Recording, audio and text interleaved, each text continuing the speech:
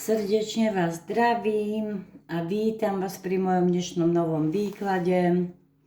Ako vždy, na úvod sa chcem veľmi pekne poďakovať za vašu priazeň, za to, že sledujete môj kanál, že mi píšete peknú spätnú väzbu. Veľmi si to vážim naozaj. A ešte také krátke info, kým sa pustíme do výkladu, je ohľadom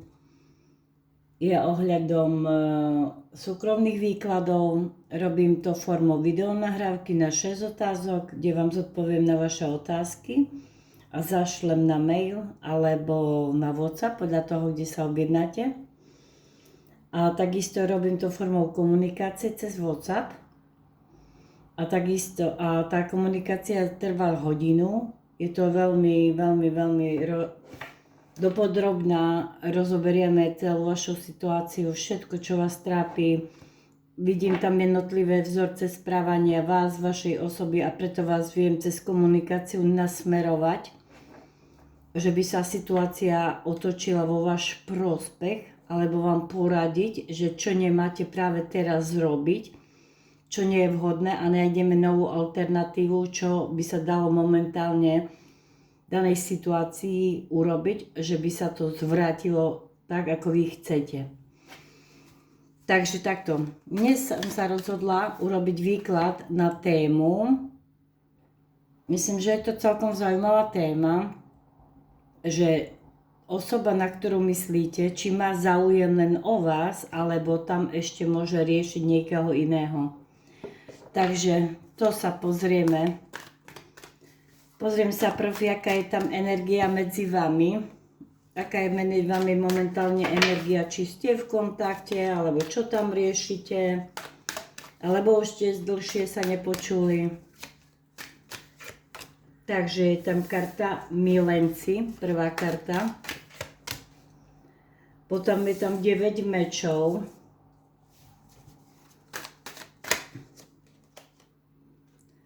5 pohárov.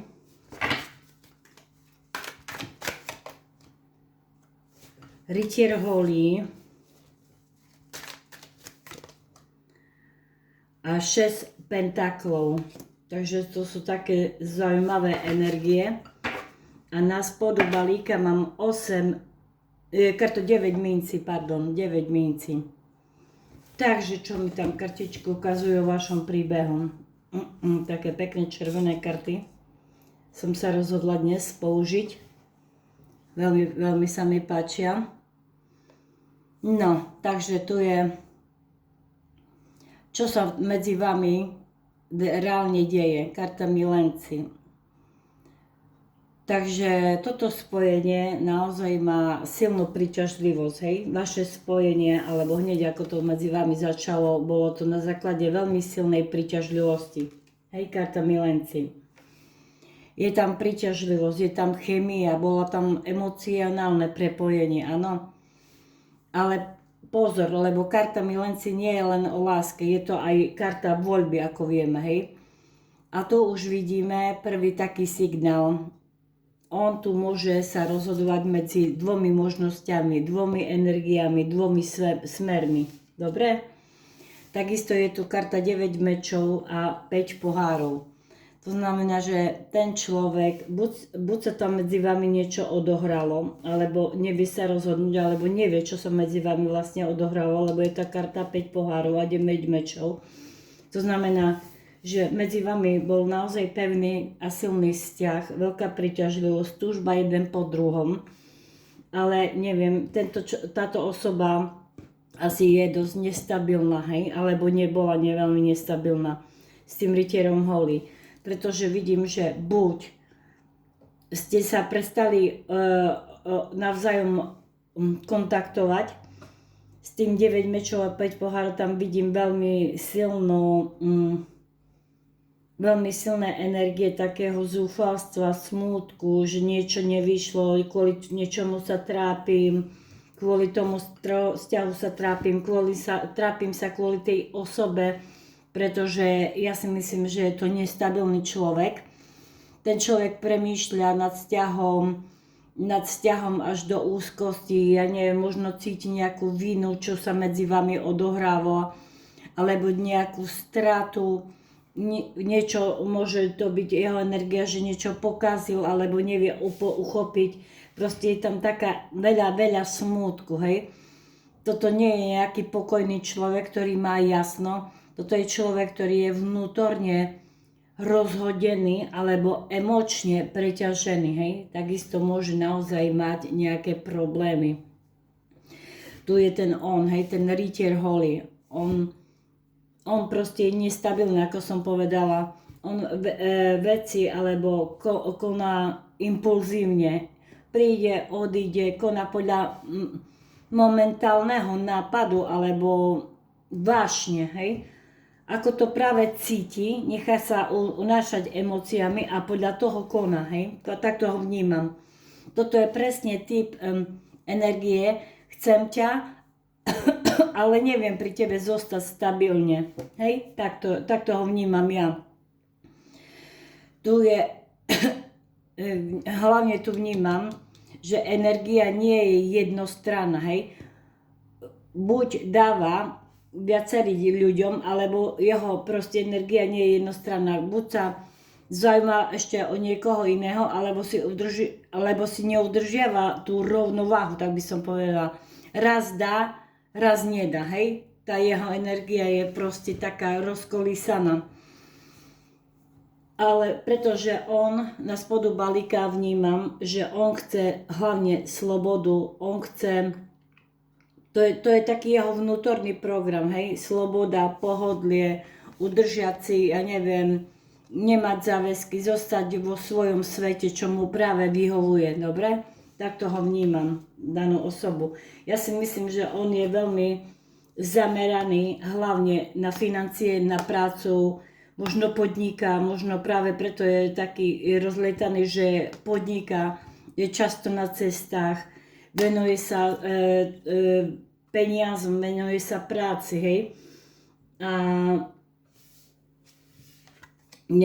čo sa týka takého naplneného vzťahu, ja nevnímam, že by on nechcel nejaký naplnený vzťah, hej. Lenže jeho priorita sú peniaze, práca, ale hlavne neviazať sa, hej. Nehovorím emočne, ale tak normálne. On tu vystupuje takisto na kráľovi mečov, to znamená, že on je tu naozaj osoba, ktorá je veľmi pragmatická, praktická, veľmi premýšľa nad každým krokom, ktorý urobí. Takže momentálne by som povedala, že medzi vami možno ani nie je nejaká komunikácia, buď sa tam niečo udialo, daná osoba sa zase vzdialila, rozptýlila svoju energiu, možno do práce, do iných projektov, alebo odcestovala, ale ten vzťah na začiatku naozaj vidím, že tam to bolo veľmi silné a cítili ste tam potenciál. Dobre, tak sa pozrieme ďalšie karty, že opýtam sa kariet, že či daná osoba, na ktorú myslíte, chce len vás a záujem len o vás, alebo je tam ešte niekto iný, o koho sa zaujíma.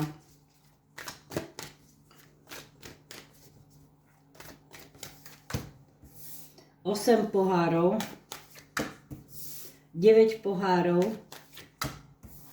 9 holí,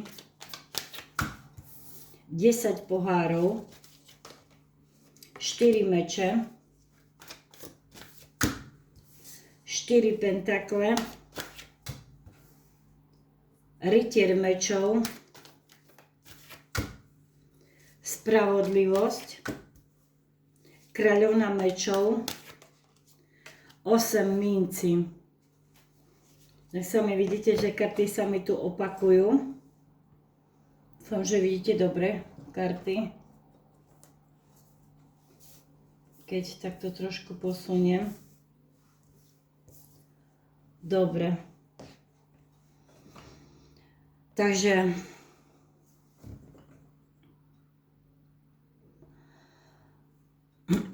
čo by som povedala, 8 pohárov, no 8 pohárov, on ako keby odchádzal od niečoho, čo už ho nenaplňa. Je tam energia odchodu, hej? Odchodu, čo už mu nerobí dobre, čo ho nenaplňa.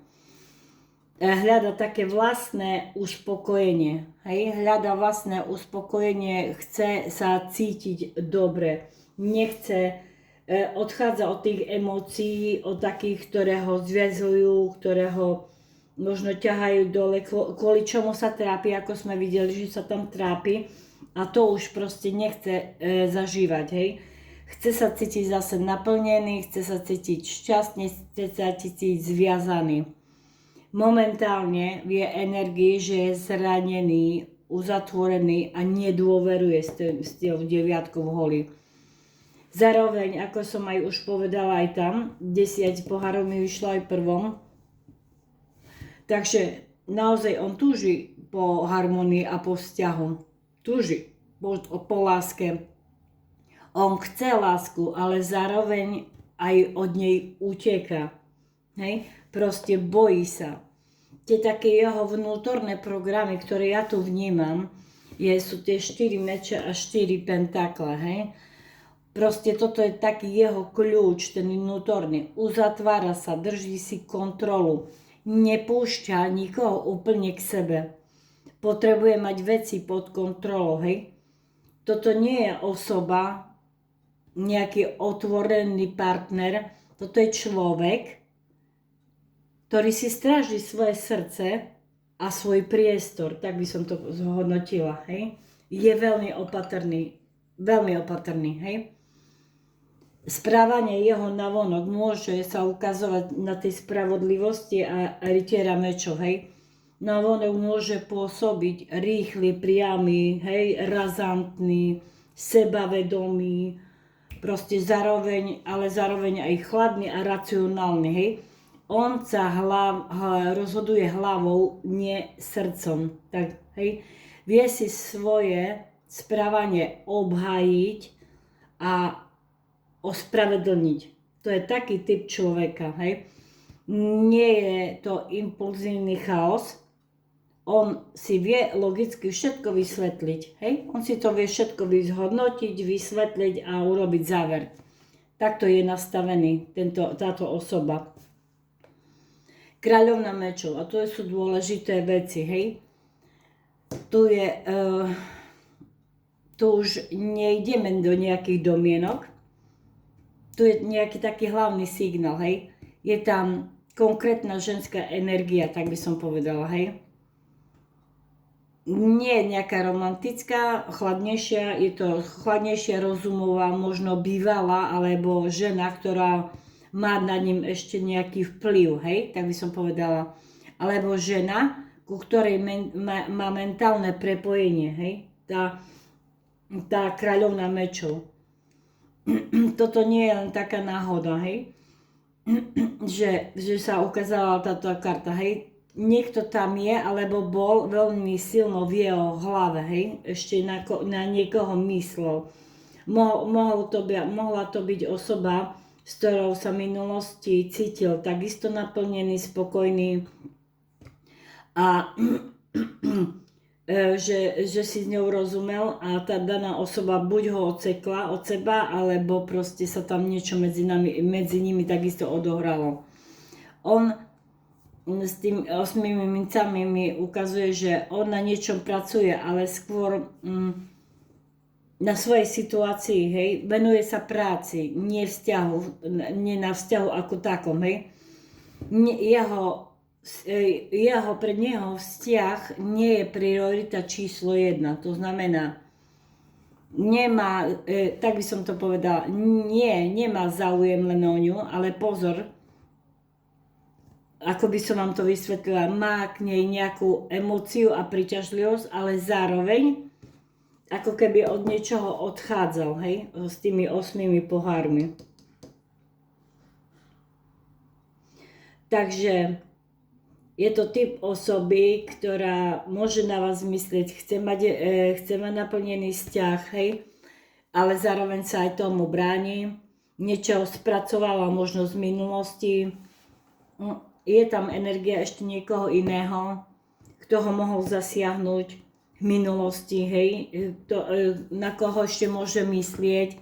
Nie je to podľa mňa nejaký aktívny vzťah, alebo ja neviem, nejaká osoba, je to, s ktorou mám teraz niečo, ale je to osoba, ktorá ho ešte tak mentálne alebo energeticky je v jeho myšlienkach, dobre, že ešte na ňu myslí. Takže naozaj, keby som mala povedať, to je typ muža, keď sa pozerám na tie karty, on je typ muža, ktorý sa chce cítiť dobre, chce lásku, ale bojí sa bolesti, alebo ja neviem, straty, kontroly. Hej, bojí sa toho. A preto odchádza a vracia sa, drží si viac možností, ale nikdy nejde napriamo, hej. Takže keby som zhodnotila, áno, má o vás záujem, áno, bola tam s tou kartou milenci, bolo tam silné prepojenie, ale on s tými kartami ďalšími, keby som mohla povedať, nevníma vás momentálne ako jedinú možnosť, hej? Nie preto, že by ste nebola dosť, alebo že by ste bola menej jak tá žena ďalšia, ale preto, že on sám nevie vnútorne nastaviť sa na jednu ženu. Ako som videla, on je nestabilná osoba, hej? Je tam aj ženská energia, ktorú ešte nespracoval, ale zároveň si drží odstup, aby sa neviazal naplno. Hej? No je to komplikovaný typ človeka, hej? Takže takto by som to vnímala, že áno, má záujem aj o vás, myslí aj na vás, ale ešte v podvedomí tam je nejaká žena, s ktorou mohol mať niečo. Teraz nehovorím, že ešte momentálne to tam je, ale že ešte myslí na niekoho, s kým to možno, ja neviem, nedopadlo takisto dobre. Takže môžem sa pozrieť ešte, kto je tá kráľovná mečov v jeho živote. Takže môžeme sa pozrieť na karty, že kto je tá kráľovná mečov v jeho živote. Páža pentaklov,